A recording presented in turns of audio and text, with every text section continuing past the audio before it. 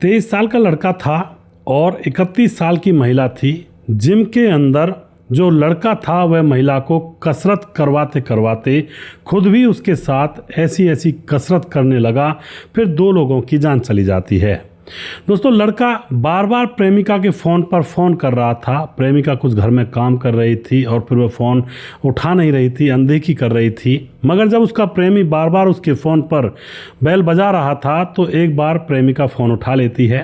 प्रेमिका जैसे फ़ोन उठाती है तो लड़का उससे कहता है कि तुम क्या चाहती हो, तुम्हें चाहिए क्या जो तुम ऐसा मेरे साथ कर रही हो। अब जो प्रेमिका होती है वह बोलती है कि देखो, मैं कुछ नहीं चाहती, बस मैं तुम्हें बताना चाहती हूँ कि जो आजकल मेरे साथ हो रहा है। प्रेमी लड़का कहता है क्या हो रहा है तुम्हारे साथ। प्रेमिका कहती है कि जब मैं तुमसे मिलने के लिए आती हूँ तो पड़ोसी अजीब अजीब नज़रों से मेरी तरफ देखते हैं कि भाई ये कहाँ गई, क्या किसके साथ गई है। कई बार मुझे तुम्हारी बाइक पर और तुम्हारी गाड़ी में बैठते हुए लोगों ने देखा भी है और वो पता नहीं कैसी कैसी बातें करते हैं अजीब अजीब सी। और जब मैं तुम्हारे साथ जिम में जाती हूँ और वहाँ पर तुम मेरी कमर पकड़ करके मुझसे वर्जिश करवाते हो तो जिम में जो लोग होते हैं, लड़के होते हैं, वो भी अजीब तरह से मेरी तरफ देखते हैं और पता नहीं क्या क्या बातें करके मेरी तरफ देख करके मुस्कुराया करते हैं और मेरे ऊपर खिल्ली उड़ाया करते हैं। और कल की तो बात हद ही हो गई। कल जैसे मैं जिम जाने के लिए निकली थी तो मेरा पति ऊपर बालकनी में खड़ा होकर मुझे टकटकी लगाकर काफ़ी देर तक देखता रहता है और मुझे भी ये बात पता लग जाती है, लेकिन मैं फिर भी अपने कदम आगे बढ़ाती रहती हूँ और मैं जिम में पहुँच जाती हूँ। अब यहाँ पर मैं क्या करूँ, क्या बताऊँ तुम्हें। फिर दोस्तों, वह जो प्रेमी होता है वह ऐसा तरीका बताता है जहाँ पर जो बहुत कुछ इस कहानी के अंदर घटित हो जाता है। 2 लोगों की जान भी चली जाती है और पूरा मामला यहाँ पर देखिएगा। वीडियो बड़ा इंटरेस्टिंग है और बहुत ही जानकारी से भरपूर है, क्योंकि इन वीडियोज़ को जब हम देखते हैं तो पता चलता है कि समाज के अंदर किस तरह के लोग और किस तरह की वो योजनाएं बनाते हैं और प्यार प्रसंग करते हैं। नमस्कार, मैं हूँ सुदेश कुमार और तिरछीवा चैनल में आपका स्वागत है। यह घटना घटित होती है दिल्ली के अंदर, डाबरी थाना पड़ता है। डाबरी थाना क्षेत्र के अंदर वैशाली मोहल्ला पड़ता है। अब वैशाली मोहल्ले में बहुत सारी भीड़ रहती है, रास्ते में भी लोग निकलते हैं, जाते हैं, आते हैं। तभी उसी मोहल्ले में शाम के 8 बजे एक महिला जो कि 31 साल की है अपने घर के दरवाजे पर खड़ी हुई है और आते जाते हुए लोगों को देख रही है। वहीं पर उसकी सहेली खड़ी थी कुछ देर पहले, उससे काफ़ी देर से वह बात कर रही थी और फिर सहेली वहाँ से चली जाती है तो वह अभी भी दरवाजे पर खड़ी हुई रास्ते की तरफ आते जाते लोगों को देख रही होती है। तभी दोस्तों यहाँ पर क्या होता है, एक आदमी आता है और आकर के उसके सामने बंदूक तान कर खड़ा हो जाता है।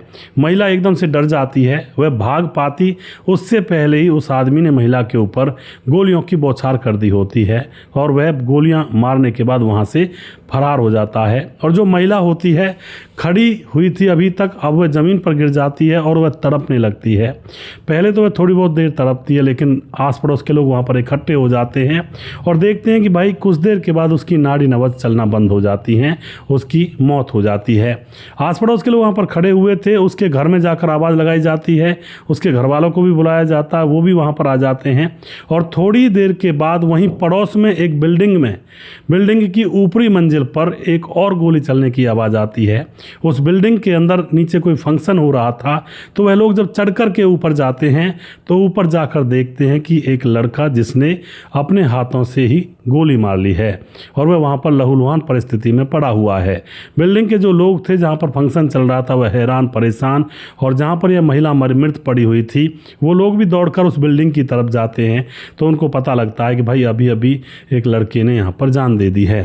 अब तो दोस्तों इतना मामला उस छोटी सी जगह में हो चुका था और फिर पुलिस को बुलाया जाता है कि यहाँ मामला बहुत गड़बड़ हो चुका है और पुलिस वहाँ से आती है, आकर के तुरंत महिला की लाश को अपने काबू में लेती है और महिला की लाश को काबू में लेने के बाद उस इमारत पर पुलिस जाती है। उसके ऊपरी फ्लोर पर वह शख्स मृत पड़ा हुआ था जो युवक था, और उसके बाद दोस्तों वहीं पर पिस्तौल पड़ी हुई थी युवक की बगल में ही, लग रहा था कि इसने अपने आप काम तमाम किया है। अब शख्स जो होता है उसको भी उठाया जाता है, उसके बारे में पूछताछ की जाती है और यह वही शख्स था जो अभी अभी उस महिला को गोली मार करके गया था। यह लोगों ने बताया होता है कि यही तो है वो जो अभी अभी उस महिला को गोली मार कर आया है। अब तो यहाँ पर दोस्तों पुलिस इन दोनों की शिनाख्त करवाती है, तो शिनाख्त इनकी हो जाती है।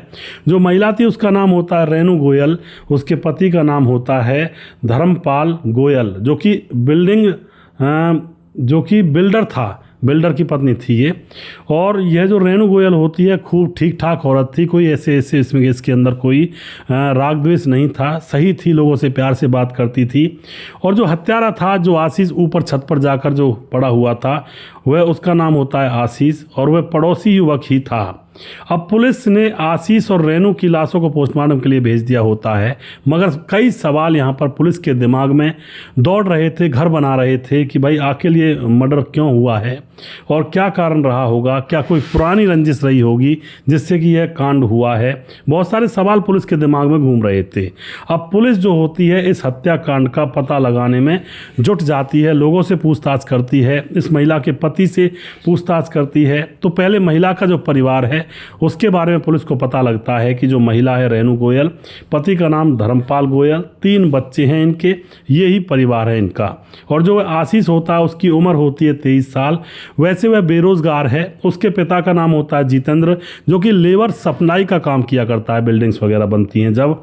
और जो आशीष और उसका परिवार है वो किराए पर वैशाली मोहल्ले में ही रहा करते हैं, वैसे वह पीछे से बड़ौद के रहने वाले हैं। अब ये पूरी जानकारी पुलिस को यहाँ पर इस परिवारों के बारे में मिल चुकी थी। अब यहाँ पर सवाल फिर से यही उठता था कि भाई मामला क्या हुआ। उसके बाद यहाँ पर दोस्तों जो आशीष था मरने वाला, उसके पास 2 मोबाइल मिलते हैं, तो दोनों मोबाइलों को पुलिस जब्त कर लेती है और रेणु के मोबाइल को भी जब्त किया जाता है। और उसके बाद अगला कदम उठाया जाता है कि उस मोहल्ले के अंदर जो सीसीटीवी कैमरे लगे हुए हैं उनमें शायद कोई चीज़ दिख जाए, तो सीसीटीवी कैमरों की फुटेज निकाली जाती है। तो वहाँ से एक और सच्चाई का पता चलता है कि जो आशीष था इस महिला के ऊपर गोली चलाने के बाद आराम से धीरे धीरे कदमों से उस बिल्डिंग की तरफ जा रहा था, मानो जैसे उसको कोई खौफ ही ना हो। इस तरह का वहाँ पर दृश्य सीसीटीवी कैमरे की फुटेज में दिखाई देता है। तो अब जो पुलिस होती है वह इस रेणु गोयल के पति धर्मपाल से पूछताछ करती है। धर्मपाल से जब पूछताछ करती है कि तुम्हारा कोई दुश्मन या फिर लड़के से कोई मामला हुआ हो पहले, लेकिन धर्मपाल कहता साहब ये जो लड़का है ना आशीष, ये मेरी पत्नी का पीछा किया करता था और यह मेरी पत्नी को परेशान किया करता था। अब जो पुलिस होती है इसी मामले में छानबीन करती है कि भाई कहीं इनका अफेयर हो या फिर कोई मामला हो, तो फ़ोनों को निकाला जाता है, फ़ोन में भी छानबीन की जाती है नंबर वगैरह में। तो पता लगता है कि रेणु जो होती है वह आशीष से प्यार करती थी, कभी क्या अभी थोड़े दिनों पहले, और इतना प्यार था इनके बीच में 2-2 घंटों तक ये बातचीत किया करते थे। एक साथ ये घूमा करते थे बाइक पर, कभी गाड़ी में, और एक साथ ही ये जिम में जाया करते थे। दरअसल आज से कुछ महीनों और कुछ साल पहले जो रेणु होती है वह अपने पति से कहती है कि सुनते हो जी। पति कहता बताओ। वह कहती है मेरा पेट थोड़ा बाहर आने लगा है, क्यों ना मैं जिम लगा लूँ। अब पति जो होता है वह कहता हाँ बिल्कुल जिम लगाओ, बहुत अच्छी बात है, शरीर की तरफ ध्यान देना चाहिए। और उसके बाद जो महिला होती है रेणु, वह थोड़ी दूरी पर जिम था वहाँ पर उस एरिया में, उस जिम में जा कर के एडमिशन लेने लगती है। और उसी जिम में दोस्तों यह आशीष भी जाया करता है। यह उस रेणु को देखते ही उसकी तरफ देखता रह जाता टकटकी लगाकर। और जो रेणु होती है उसने कभी जिम किया नहीं था आज से पहले, तो वह जैसे डंबल वगैरह उठाती या फिर कुछ भी करती कसरत मेहनत, तो उससे हो नहीं पा रहा था। तो अभी यहाँ पर दोस्तों जो आशीष होता है वह कहता अरे मैडम मैं आपका पड़ोसी ही तो हूँ, आपकी बगल वाली बिल्डिंग में रहा करता हूँ। तो उसके बाद जो आशीष होता है उसको डंबल उठाना, कैसे कसरत की जाती है इस तरह से बताना, ये सारी चीज़ें वहाँ पर करने लगता है उस मैडम के साथ खड़ा होकर के। और कई बार उसकी कमर में हाथ डाल करके उससे कसरत करवाया करता। और इस तरह से बहुत ज़्यादा नज़दीकियाँ इन दोनों के बीच में बढ़ जाती हैं। और अब तो दोनों एक दूसरे का फ़ोन नंबर आदान प्रदान कर लेते हैं और फिर ये बातें करते हैं कि कल को तुम्हें ये वाली जिम करनी है, इस तरह से करना है जिससे तुम्हारा बेली पेट कम हो जाए और बहुत ही तुम सुंदर दिखने लगोगी, यकीन मानिए मैं तुम्हें जिम करवाऊँगा अच्छे से। यह बात आशीष कहा करता है इस लड़की नेहा रेणु से। रेणु को इस लड़के की बातें बहुत अच्छी लगने लगती हैं क्योंकि ये बहुत प्यार से बात करता, जिम में भी जब चीज़ कोई सिखाया करता उसको बड़े प्यार से सिखाया करता है। तो रेणु इससे बार बार फ़ोन पर बात करने लगती है और बातों ही बातों में अब इन दोनों को ऐसा प्यार हो जाता है, ऐसी ऐसी बातें करने लगते हैं जो बातें सिर्फ पति पत्नी के बीच में होना पॉसिबल होता है।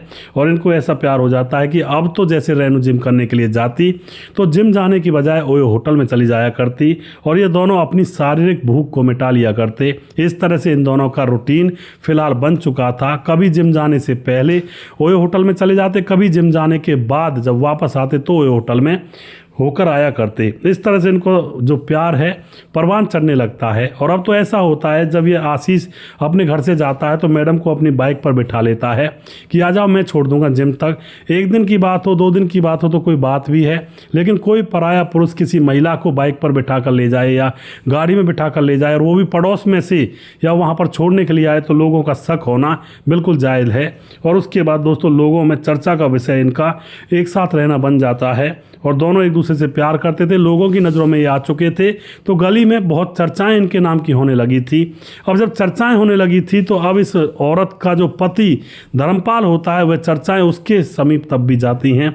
और जो धर्मपाल होता है जब ये बात सुनता है तो पहले तो उसको पड़ोसियों पर ही गुस्सा आता है कि कोई चला जाता है, उस लड़के के साथ चली जाती होगी, मगर मेरी पत्नी बहुत सीधी सादी है, वो ऐसा नहीं कर सकती। मगर दोस्तों यहाँ पर धीरे धीरे ये चर्चाएँ और ज़्यादा बढ़ती हैं और अब जो धर्मपाल होता है वह अपनी पत्नी रेनू से कहता है कि रेनू देख बहुत ज़्यादा बदनामी हो रही है और मुझे तुम्हारे ऊपर पूरा विश्वास है, तुम ऐसा वैसा कदम नहीं उठा सकती और तुम ऐसा करो उस लड़के के साथ रहना बंद कर दो, क्योंकि हमारे बच्चे हैं, बड़ा मतलब अमीर परिवार है और लोग ऐसी बातें करते हैं हमारे बारे में, मुझे अच्छा नहीं लगता।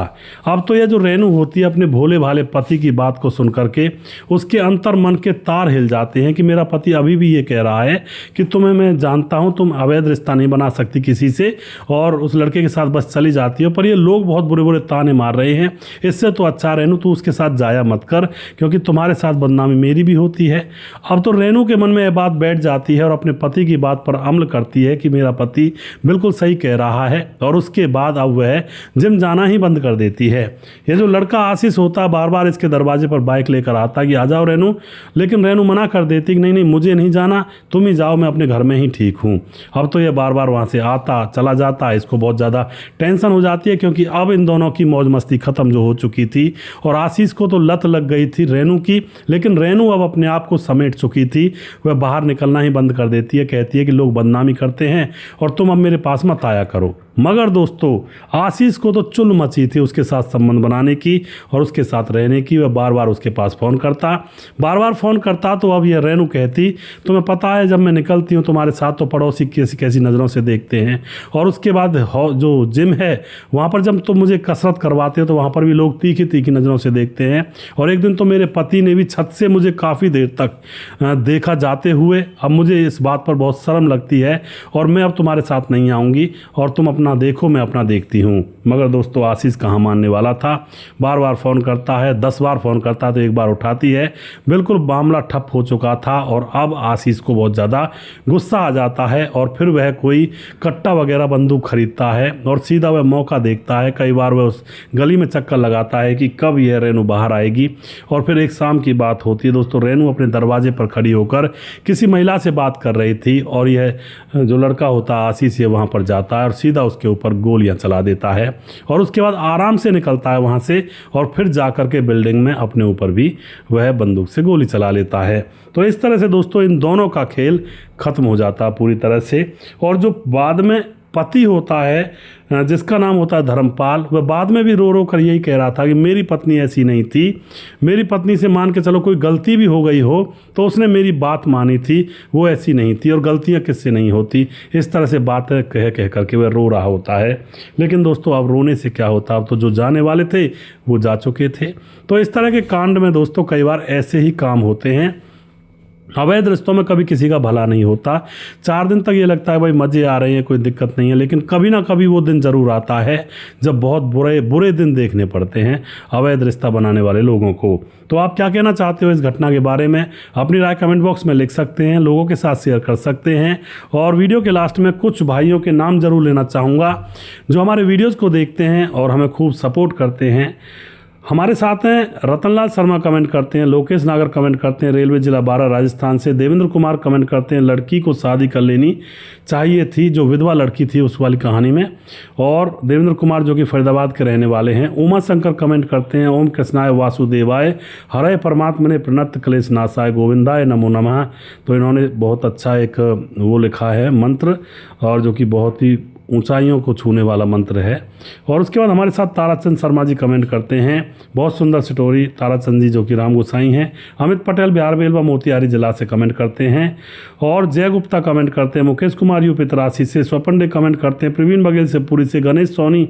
और उसके बाद नसद मंसूरी कमेंट करते हैं, सही बात है ब्रदर, जैसी करनी वैसी भरनी जी, बिल्कुल जी। उसके बाद उमा शंकर दोबारा से, और करण कुमार पी कमेंट करते हैं, और रजत सैनी कमेंट करते हैं। करण कुमार कहते हैं, नमस्ते सर जी कैसे हो। मैं मुन्ना कुमार बिहार से, मुजफ्फरपुर जिला से, लड़की बहुत गलत किया लड़की ने, बिल्कुल जी, बहुत बहुत धन्यवाद जी।